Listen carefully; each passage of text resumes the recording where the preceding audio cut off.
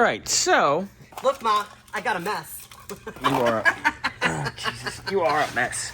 Anyway, so hold on, let me discuss. If everyone recalls, when the car came, what was that, Tuesday? I think so. Yeah. Tuesday. It got shorted out at home. Yep. Complete accident. Air cleaner on the battery terminals or somewhere. To the alternators. To the alternator over to the positive terminal. Yep. Grounded the whole thing, shut the car off, wouldn't start, had no power. So, Scotty going, hey. I knew what it was. Remember, this box is what did it. Yep, because back in the day when I first started really working on cars, back in the 80s. Look at this disaster. Everybody put an aftermarket alarm system in because they were the newest thing. The Viper alarm system, or the other one. Or Clifford, Viper, and Python. Yep.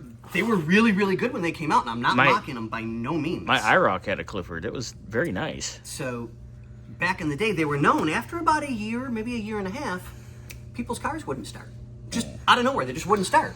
So you disconnect the alarm, and magically the car would start. So everybody knew it was the alarm. So every time I bought a car, I always took the aftermarket alarm system out. Always. Because it's one less thing to give you an electrical nightmare. Well, that being said, when the alternator lid, oh God, it's almost. When the air filter lid dropped on the battery positive and hit the alternator and grounded shut the car off and grounded everything out, we know the alternator is weak. It's not even a question. We know it's weak.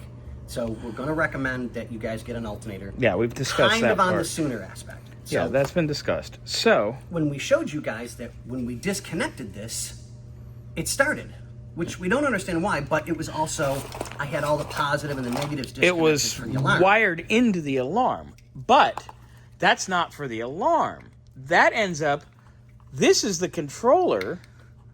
I put this back together so easily yesterday, or the other day. This is the controller box for there we go. The remote exhaust cutouts. Oh, crap. Yep, and it is exactly as I should have shown. So we've got a burned mark there. Look at that, boys and girls. And well, that explains that. I think that's the antenna for the clicker. yeah. But the burn mark, show me that again. So, because this was wired into the same hot as the alarm system. Yep, and you can see exactly where it went through. Oh, right there, it followed, and that was its weakest point that it burned. Look at that. So melty. So, when the air cleaner lid fell at home, yep, and shorted across, it fried this, which is the brains to your exhaust cutout, which then went in and took out the ignition hot on the alarm. So, good news is, everything on your exhaust cutouts under the car is plugs in like an RCA cable. Plug and play. Yeah, like an old TV. So, the bad news is, because that happened, you now have to get a new wiring clicker and wiring to redo the exhaust cutout switch. But the beauty of that is, you don't have to change the cutouts. Nope. You don't have to do any of that. You just got to get the kit and boom, boom, boom, and Scotty will wire it nice.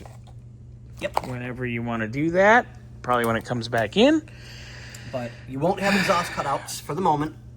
But with the coolant leaks and stuff, we don't need to be playing with that anyway. Yeah, exactly. But it is something that I do need to test drive it. I do need to adjust the carbs. Yep. Or the carb. Sorry, yeah. I had a long day yesterday too. So, look at that. Nice sleuth work. It's crazy that took out that, which took out everything. I didn't realize that was the antenna because I don't work on this aspect of wiring. I'm not a circuit board person. And I didn't flip it over. I just pulled it out and went, oh, well, there's the problem. It broke. And yeah, and then in theory, we looked at it. And then when I opened it up again, I was like, oh, there we go. Yep, there's the issue. What? So it fried. Plain as day. That went in, arced across. Yep. Took that out. I'm assuming what it did is that relay. Where is it? That was in with the one that was spliced into the purple wire. Oof. Ooh, the relay stinks. Yeah. It fried that. Which, that was it, done. Can't start the car if the relay that triggers the power to the car is cooked. So. Fun, boys and girls, all because people do not wire things nicely. Yeah, and all of this should have been on its own separate circuit. Everything should have its own circuit. Cutout should have been on its own separate circuit, and it's not. They tied everything together. Yeah. Because out of laziness. Yep. That's what it is. I mean, I get it. If you're putting a stereo in and you have the stereo pigtail, these are fine for that. Yeah.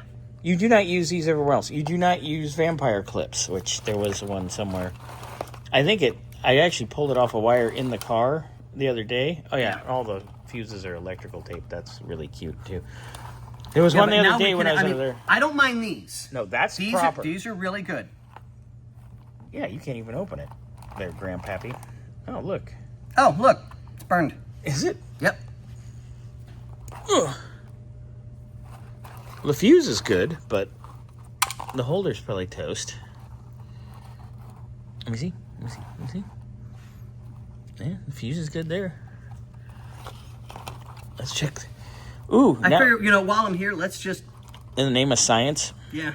Is that what we call this? Oh, God, this is nuts. Look at that. Wow. And this, look, bing bang it's on a capacitor. Yep. It went, you know what sound I'm thinking of? You know when R2-D2 gets shocked? Yeah, that's it. Exactly. Anyway, all right, so we've determined that. So now we're going to bring the car down. We're going to check at the back. Yep, for the reverse. For the reverse lights real quick, figure that out. And then we're going to get it fired up, get the carb adjusted. I'm going to test drive it, and then it'll be ready to go home.